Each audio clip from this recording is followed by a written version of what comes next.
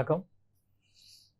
தூத்துக்குடி வஉசி கலைக்கல்லூரியோட 75வது ஆண்டு பவள விழா கல்ச்சுரல் ஃபங்க்ஷனில் வந்து சீஃப் கெஸ்ட்டாக கலந்துக்கிட்டேன். எனக்கும் இந்த வஉசி கலைக்கல்லூரிக்கும் எங்கள் குடும்பத்துக்கும் ஒரு மிகப்பெரிய தொடர்பு, ஆத்மார்த்தமான ஒரு தொடர்பு இருக்குது.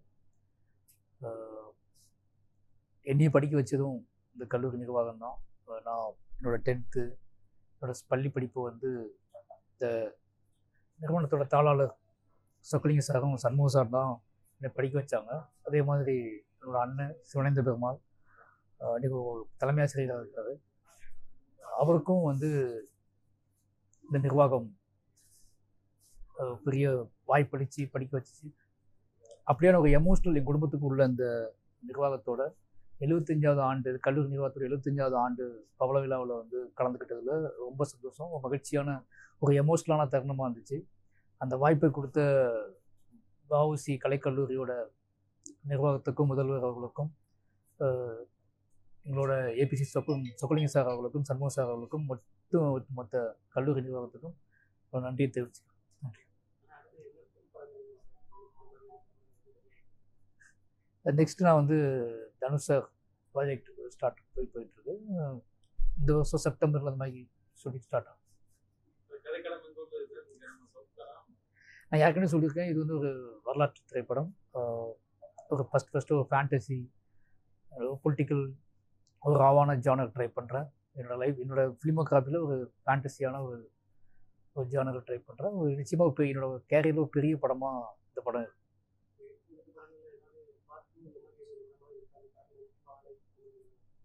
வாழை வந்து முன்னாடியே பிளான் பண்ணிடலாம். அது 6 வரைக்குமே பிளான் பண்ணியிருக்கோம். அது எப்பப்பெல்லாம் எனக்கு கேப் கிடைக்குதோ அப்பப்போல்லாம் அது ஒரு ஆத்மார்த்தமான திரைப்படம். என்னோடய கமிட்மெண்ட்ஸ், பெரிய பெரிய கமிட்மெண்ட்ஸ் இருக்குது.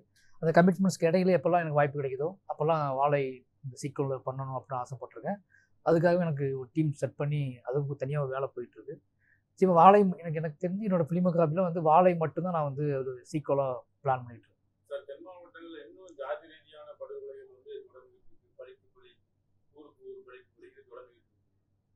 நிறைய படங்கள் எடுத்திருக்கீங்க. அதுக்கு பிறகு இப்போ அதுக்கு ஏதாவது குறைஞ்சிருக்கா, இல்லை என்ன பண்ணலாம்? பத்திரிகையாளர் உங்களுக்கு தான் நிறைய தெரியும். எனக்கு தெரியல. ஏன்னா ஒரு முக்கியமான விஷயம் என்ன அப்படின்னா, நான் இதை ரொம்ப ஆத்மார்த்தமாக நம்புறது ஆர்ட் ஃபார்ம் நம்புகிறேன். ஏன்னா ஜாதி, மதம், பிரிவினைவாதங்கள் இது எல்லாமே வந்து சட்டம் அதுக்கு எதிரான விஷயங்கள் செஞ்சுக்கிட்டு தான் இருக்குது. பட் ஆனால் அதையும் தாண்டி மனித மனங்கள் மாற வேண்டிய தேவை இருக்கிறது. மனித மனதோடு அவங்களோட அகத்தோடு பேசக்கூடிய ஒரு வேலை தான் ஆர்ட் ஃபார்மோட வேலை. ஏன்னா நம்ம என்ன தான் மேடை போட்டு என்ன தான் வந்து பயங்கர எமோஷ்னலாக சட்டத்திட்டங்கள் உட்பட்டு என்னென்னமோ பேசினா கூட ஒரு தனி மனுஷன் அவனுக்குள்ளே அந்த மனித வாழ்வை பற்றி, மானோட வாழ்வை பற்றி, இல்லை சேர்ந்து வாழக்கூடிய அந்த சூழல் பற்றி எல்லா மனுஷனும் ஒன்று, எல்லாருமே சமம், இந்த வாழ்வோட மிகப்பெரிய சந்தோஷம் அப்படிங்கிறது எல்லாரும் கூட சேர்ந்து வாழ்கிறது அப்படிங்கிற ஒரு உணர்வுக்கு அவன் வரணும் அப்படின்னா எல்லாத்துக்குள்ளும் தன்னியல்பாகவே நடக்கணும். அதுக்கான வேலையை வந்து சமூகம் முன்னாடியை விட இப்போ கொஞ்சம் அதிகமாக செய்ய வேண்டிய தேவை இருக்குது. அதை நிறைய பேர் செய்யவும் செய்கிறாங்க. சோசியல் மீடியாவிலும் சரி, ஆர்ட் ஃபார்ம்லையும் சரி, சினிமாக்கள்லையும் சரி, லிட்ரேச்சர்லையும் சரி, ரொம்ப ஆவேசமாகவே இன்றைக்கி வந்து என்ன பண்ணுறதுனா ஒரு மனித அகத்தோடு பேசக்கூடிய படைப்புகள் நிறைய வர ஆரம்பிச்சிருச்சு. கிட்டத்தட்ட நான் வந்து அந்த மாதிரி ஒரு சேலஞ்சு தான் எடுத்துக்கிறேன்னா, இது ஒழிக்க முடியுமா, பேச முடியுமா, இது தீர்க்குமா, முடிஞ்சு போகுமாலாம் கேட்டால் எனக்கு ஆன்சர்லாம் தெரியாது. ஆனால் ஒவ்வொரு இண்டிவிஜுவல் பர்சனோடையும் இது எவ்வளோ பெரிய ஒரு அவசியமற்ற வாழ்வு, இந்த ஜாதி மத இந்த பிரிவினை அப்படிங்கிறது ஒரு மானுட வாழ்வுக்கு எவ்வளோ அவசியமற்ற விஷயம் அப்படிங்கிறத எப்படியாவது அவன் மனசுக்குள்ளே கடத்திடணும் அப்படிங்கிறதுக்காக தான் இந்த மாதிரி திரைப்படங்கள், லிட்ரேச்சர் எல்லாமே எழுதப்படுது. அப்படியான படங்களை தான் நான் எடுத்துட்டு இருக்கேன். ஸ்கூல் ஸ்டூடெண்ட் தொடர்ச்சியா அன்னைக்கு 2 நாள் முன்னாடி சம்பவம் இன்னைக்கு கூட கோயில்பேட்டில் சின்ன பசங்க 8th பசங்க வந்து 11th போகிறீங்க இன்னைக்கு. ஆமா, முதல்ல ஒரு பையனை 4 பையன் சேர்ந்து அடிச்சிருக்காங்க. போதே அப்படின்னு சொல்றாங்க. இன்னும் சார் தென் மாவட்டங்கள்ல எல்லாமே வளர்ச்சி, எல்லாத்துக்குமே எல்லாம் தெரியும், ஜாதி கிடையாது. இப்போ அதெல்லாம் மாறி பல வருஷங்கள் ஆச்சு. ஆனா இருந்தாலும் தொடர்ச்சி அப்படி இந்த சம்பவம் நடந்து வேற எதுவும் பின்னணி இருக்கா? அதான் சொல்றேன்ல, என்ன பின்னணி இருந்தாலும் சக மனிதன் மீதான ஒரு பார்வையும் அன்பும் ரொம்ப முக்கியமானது. எதற்காக ஒன்று வன்முறை நிகழ்த்தினாலும் அது தப்பு தானே. அது சாதியாக இருக்கட்டும், தனி மனித ஆத்திரங்களாக இருக்கட்டும், இல்லை குடும்ப சிக்கல்களாக இருக்கட்டும், எதுவாக இருந்தாலும் ஒரு தன்னுணர்வு ரொம்ப முக்கியம். அதை நோக்கி நம்ம நகரணும்னு நினைக்கிறேன். ஏன்னா எவ்வளோ சட்டத்திட்டங்கள், எவ்வளோ கட்டுப்பாடுகள் இருந்தால் கூட மனிதனோட தன்னுணர்வு ரொம்ப முக்கியமானது. தன் வாழ்வை பற்றி அவனுக்கு ஒரு பெரிய பிடிமானம் இருக்கணும், தன் வாழ்வை பற்றி அவனுக்கு ஒரு பெரிய நேசம் இருக்கணும், தன் அடுத்த தலைமுறையை உருவாக்கக்கூடிய கடமை அவனுக்கு இருக்குது. இது எல்லாத்தையும் மைண்டில் வச்சு அவன் நகரணும். அப்படின்னா தான் இது பெரிய, எனக்கு தெரிஞ்சு வந்து நீங்களும் கேட்குறீங்க, நானும் கேட்குறேன். இதே கேள்வி தான் நானும் கேட்டுகிட்டே இருக்கோம். நீங்கள் இப்போ நீங்கள் என்ன படத்தில் நான் கேட்க கேள்வி இப்போலாம் நீங்கள் வந்து என்கிட்ட நேரில் கேட்குறீங்க. அவ்வளோதான் விஷயம். ஆனால் எல்லாரும் சேர்ந்து ஆசைப்படக்கூடிய விஷயங்கள்லாம் நடக்கக்கூடாது அப்படின்னு நினைக்கிறோம். இதெல்லாம் வந்து மாறணும்னு நினைக்கிறோம். நெக்ஸ்ட் ஜென்ரேஷன் நம்ம காலத்தில் தான் ஒன்று இருந்துச்சு. ப்ளஸ் புதுசாக வர ஜென்ரேஷனாவது கொஞ்சம் ஒரு பெரிய மாற்றத்துக்கான நினைக்கிறோம். அந்த மாற்றத்துக்கான விதையை நாமளே நம்ம வீடுகளில், நம்ம ஃபேமிலியில், நம்ம குழந்தைகள்கிட்ட பேச வேண்டிய தேவை இருக்குது. நம்ம மறுபடியும் பொது இடத்தை சந்திக்கும் போது மட்டுமே பயமாக ஆக்ரோஷமாக பேசிக்கிறோம். நாம் வீடுகளில் நம்ம குழந்தைகள்கிட்ட, நம்ம தெரிஞ்ச நண்பர்கள்கிட்ட, ஒரு ஆசிரியராக வகுப்பில், ஒரு பேராசிரியராக கல்லூரியில், ஒரு வேலை பார்க்குற இடத்துல, ஒரு பத்திரிகையாளராக உங்களோட ஆஃபீஸில், நீங்கள் எல்லாத்தையுமே இந்த மானுட சமூகத்தை பற்றி, இந்த உள்ள சிக்கல்களை பற்றி என்ன பேசுகிறீங்க அப்படின்னு ரொம்ப முக்கியம். அதனால் எல்லாரும் பேச வேண்டிய தேவை இருக்குது. எல்லாரும் பேசணும்னா இது ஒரு மாதிரி டிஸ்கஷனுக்கு போகும். பேசாமலே இருக்கிறதுனால, ஒழிச்சு வைக்கிறதுனாலே திடீர்னு அது பீறிடும்போது, அது அத்துமீறும்போது பயங்கரமான ஒரு விளைவை தான் ஏற்படுத்தும். அதனால் எல்லாரும் வெளிப்படையாக தனக்குள்ள தயக்கங்களை விட்டு பேச ஆரம்பிச்சிட்டோம்னா இது ஒரு தீவிர நோக்கி நகரும் நினைக்கிறேன். ஏன்னா மானுட சமூகத்தோட மிக முக்கியமான விஷயமே உரையாடுதல். அந்த உரையாடல் நோக்கி இந்த சமூகம் நகரணும்னு நான் ஆசைப்படுறேன். சரி, என்னதான் பேசினாலும் சரி சார், சினிமா தான் வந்து இளைஞர்கள்ட்ட மிகப்பெரிய ஒரு தாக்கத்தை ஏற்படுத்தும். ஸோ இளைஞர்கள் போதைக்கு அடிமையாகிறாங்க. இந்த மாதிரி விரும்பத்தகாத பல சம்பவங்கள் இருக்கு. இதை நீங்க எடுக்கக்கூடிய ஒரு சினிமா மூலமா ஒரு டீச்சிங் கொண்டு வர மாதிரி பண்ணுவீங்களா? இல்லை, அதான் சொல்கிறேன்ல, சினிமாவுக்கும் காரணம் சொல்கிறாங்கல்ல. சினிமா இன்னைக்கு வந்து சினிமா நீங்கள் நல்லா பார்த்தீங்கன்னா உங்களுக்கே தெரியும். எல்லாருமே கிட்டத்தட்ட ஒரு 80 கிட்ஸாக தான் இருப்பீங்கன்னு நினைக்கிறேன்.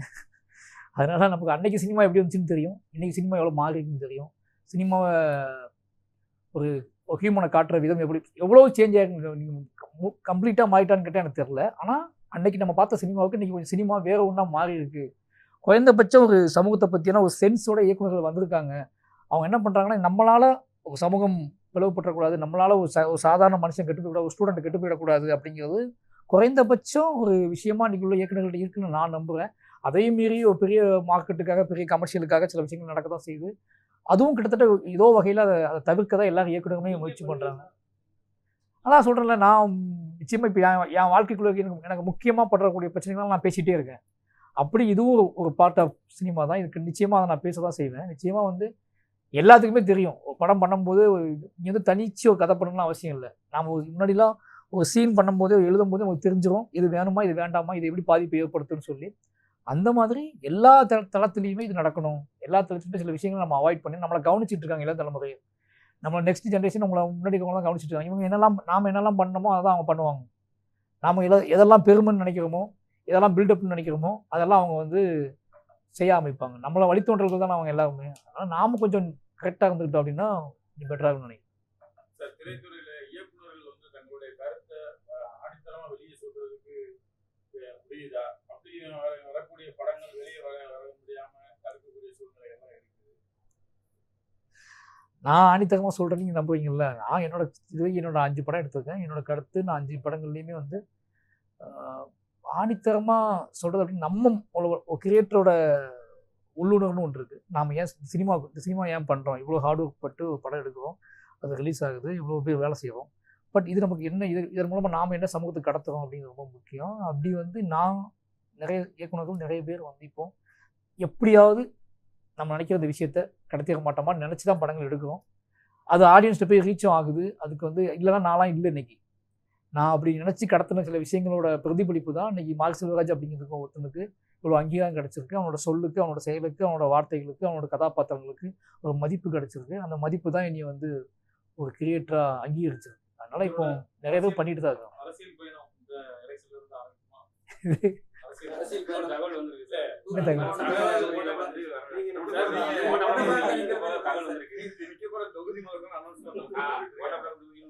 தூத்துக்குடி திருநெல்வேலி வந்தால் மட்டும் தான் அந்த கேள்வி கேட்பாங்க. திருநெல்வேலி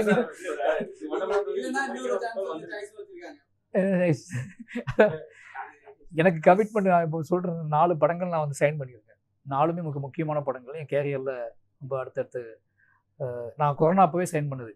அந்த 2 வருஷம் படம் இயக்காதனால அது தள்ளி அந்த கமிட்மெண்ட் இருக்குது. எனக்கு நான் ரொம்ப சீரியஸாக சொல்கிறேன். நான் ரொம்ப என்னோட பெரும் ஆயுதமாக நினைக்கிறது என்னோடய ஆர்ட் ஃபார்ம். ஒரு அரசியலாக எனக்கு முன்னாடி நிறைய முன்னோர்கள் வேலை செஞ்சிட்ருக்காங்க. அவங்க காத்திரமாக வேலை செய்கிறாங்க. அவங்க நிறைய வடிவங்களில் வந்து மக்கள்கிட்ட தன்னோட கருத்துக்களை பதிவு செஞ்சிட்ருக்காங்க. சமூகத்தை மாற்றுறதுக்கும் சமூகத்துக்குள்ள சரிசம நிலைப்பாடை கொண்டு வரதுக்கும் போராடிட்டு இருக்காங்க. நான் அதில் இன்னொரு வடிவமாக ஆர்ட் ஃபார்மை பயங்கர சூஸ் பண்ணியிருக்கேன். என்னோட ரொம்ப நீங்கள் இவ்வளோ கேட்டாலும் எனக்கு ரொம்ப காத்திரமாக வேலை செய்யக்கூடிய ஒரு துறையாக நான் என்னோடய சினிமாவை தான் பார்க்குறேன். அதனால் வந்து நான் சினிமாவை ரொம்ப நேசித்து சினிமாவுக்காக நிறைய வலி வேதனைலாம் அனுபவிச்சு சினிமாவுக்காக நிறைய மெனக்கிட்டு கிட்டத்தட்ட ஒரு 18 இயர்ஸ் ட்ராவல் 18 இயர்ஸாக நான் சினிமா கற்றுருக்கேன். அப்படிங்கும்போது அந்த சினிமாக்குள்ளே நான் சொல்லி முடிக்க வேண்டியது நிறைய இருக்குது. அதனால் அது ரொம்ப இன்னும் ஸ்ட்ராங் ஆக்கிறதுக்கு தான் நான் முயற்சி பண்ணிகிட்டே இருக்கேன். ஒழிஞ்சு அரசியலுங்கிறது நான் சின்ன வயசுலேருந்தே அரசியலுக்குள்ள தான் இருக்கேன். ஏன்னா எனக்கு இறந்து தெரியும் போதே எங்கள் ஊரில் நடந்த நிகழ்வுகளின் வழியாக எனக்கு என்ன நிகழுது, இந்த ஊரில் என்ன நிகழுது, ஏன் அந்த ஊரில் நிகழலை, இந்த ஊரில் ஏன் நிகழுது, இப்படி நிறைய விஷயங்கள் அரசியல் கிட்டத்தட்ட நான் 6-7 வயசுலேயே நான் வந்து மைண்டு கேட்கும் போதே எனக்கு அரசியலுக்குள்ளே வந்துட்டேன். நான் கிட்ட லா காலேஜ் படிக்கும் போது நான் வந்து ரொம்ப தீவிரமான அரசியல் இயக்கங்களில் இருந்திருக்கேன், வேலை செஞ்சுருக்கேன். அதுக்காக நான் வந்து வழக்கு வாங்கியிருக்கேன், நிறைய வீட்டில் அடி வாங்கியிருக்கேன், மிதி வாங்கியிருக்கேன். அதுலேருந்து இன்னொரு வடிவத்தை தேர்ந்தெடுத்து தான் நான் ஆர்ட் ஃபார்ம் வந்திருக்கேன். திருப்பி நீங்கள் அதுக்கு போவீங்களான்னு கேட்குறது இல்லை. எனக்கு இப்போ வந்து ரொம்ப ஸ்ட்ராங்கான ஒரு பிடிமானமாகவும் நம்பிக்கையான பிடிமானமாகவும் மிக நான் நம்பக்கூடிய ஒரு ஆயுதமாகவும் இருக்கிறது என்னோடய ஆர்ட் ஃபார்ம்.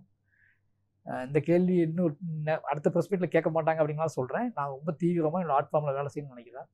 அது வழியாக நிறைய பேர்கிட்ட பேசணும், நிறைய பேர்கிட்ட உரையாடணும்னு நினைக்கிறேன். இப்போ நான் ஸ்ட்ராங்காக நம்புறது என்னோடய ஆர்ட் ஃபார்ம் தான். நீங்கள் இந்த பிரச்சார பாடல் எது திமுக பிரச்சார பாடல் அது எழுதுறீங்களா? இல்லையே, நீங்கள் புரியல எனக்கு. எங்கேருந்து கேட்டு எட்டு வரீங்க? விஜயோட வெறித்தனமான ரசிகர் நீங்கள் சொல்லியிருக்கீங்க. அரசியல் தேர்தல் எப்படி இருக்கும்? நீங்கள் வேற ரசிகர் வெறித்தனமான ரசிகர் பல இடங்களில் வெறித்தனமான ரசிகர் எனக்கு விஜய் சாரை வந்து எனக்கு ஒரு சின்ன வயசுலேருந்து சினிமாவை நம்ம கவனிக்க ஆரம்பித்தோன்னா அது சினிமாக்குள்ளே யார் வந்து ரொம்ப செல்வாக்கு செலுத்துகிறா, அதுக்குள்ளே ஈர்ப்பை ஏற்படுத்துகிறா அப்படின்னு பார்த்து நம்ம அதை தான் நோக்கி நகருவோம். அப்படின்னு சின்ன வயசுலேருந்து எனக்கு விஜய் சார் மேலே ஒரு பெரிய பிரியம் வந்தது. அவங்க மேலே சினிமாவுக்கு நகர்றதுக்கு ஒரு காரணம், தியேட்டரை நோக்கி நான் போகிறதுக்கு ஒரு காரணமாக இருந்தது. விஜய் சார் ஒரு ரசிகனாக எனக்கு பிடிக்கும். பட் எனக்கு என்னோட முதல் படங்கள் அரசியல் நிலைப்பாடுகள்னு இருக்குது. அந்த நிலைப்பாடை முன் வச்சு தான் என்னோடய கலையை பயன்படுத்திகிட்டு இருக்கேன். விஜய் சார் வந்து ஒரு சினிமா ரசிகராக எனக்கு பிடிச்சா கூட என்னோடய கலை வடிவம்னு ஒன்று என்னோடய அரசியல் நிலைப்பாடோடு சேர்ந்தது.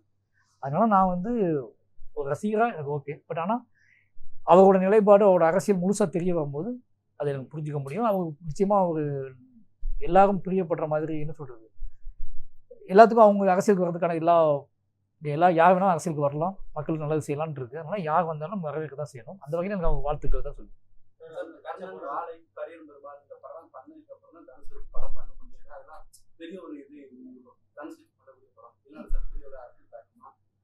இல்லை, அது பொருட்செலவு பெருசு, பெரிய பொருட்செலவு. இப்போ நான் வந்து வேற ஒரு லேண்ட்ஸ்கேப்பு வரலாற்று படம், அது வந்து ஒரு சின்ன ஒரு ஃபேண்டசின்னு சொன்னேன்ல, ஃபேண்டசிலாம் அதில் இருக்கிறதுக்குள்ள. அதனால கொஞ்சம் நான் வந்து அதுக்கு நான் தயாராகணும். அதுக்காக இவ்வளோ டிலே ஆச்சு. நான் ஏற்கனவே பதிவு போட்டிருந்தேன். அது சென்சார் பிரச்சனைன்னு சொல்லும்போது நான் அது பதிவு போட்டிருந்தேன். அவ்வளோ. மற்றபடி அதில் என்ன நடக்கும் நமக்கு தெரியாது. அது சென்சார் போர்டு பிரச்சனைனா அது அதை பற்றியான நான் பதிவு பண்ணியிருக்கேன். அவ்வளோதான் விஷயம். ஓகேவா? தேங்க்யூ. நீங்கள்